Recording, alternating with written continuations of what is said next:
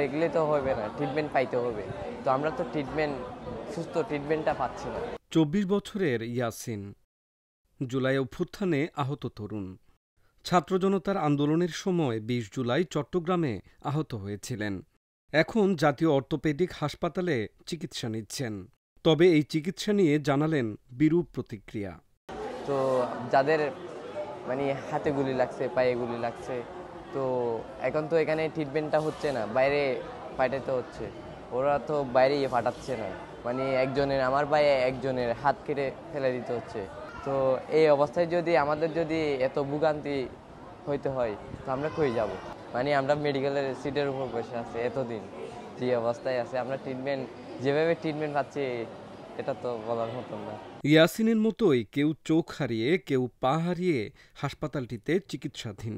মোহাম্মদ আইয়ুব হোসেন তাদের আরেকজন। মিরপুরের ইসিবি চত্বরে আহত হয়েছিলেন। কেমন আছেন জিজ্ঞেস করতেই জানালেন চিকিৎসা নিয়ে হতাশার কথা।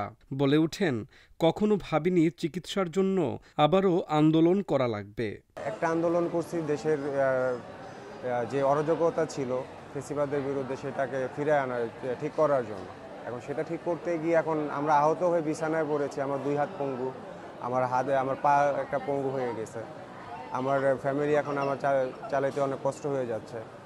তো তারপরে এখন যদি আমাদের চিকিৎসা পেতে আবারও আন্দোলন করা লাগে, এর চাইতে দুঃখজনক ঘটনার কিছু হতে পারে না। এটা আসলে খুবই মর্মান্তিক। এইসব ঘটনা নিয়ে আমরা খুবই হতাহত আছি। আমরা কখনো ভাবি নাই যে আমাদের এটাকে চিকিৎসা পাওয়ার জন্য আবার আমাদের আন্দোলনে নামতে হবে। পঙ্গু হাসপাতালে চিকিৎসাধীন জুলাই অভ্যুত্থানে আহত অনেকের প্রত্যাশা সরকার আরও আন্তরিক হবে তাদের সুচিকিৎসা নিশ্চিত করতে। যাদের বাইরে উন্নত চিকিৎসা প্রয়োজন তাদের জন্য আরও উদ্যোগী হবে সরকার। তো মোটামুটি আছে আলহামদুলিল্লাহ। আমরা 2-6 মাস 1 বছর পরে গেলে আমরা ঠিক মতন চলতে হবে, যাদের নাই।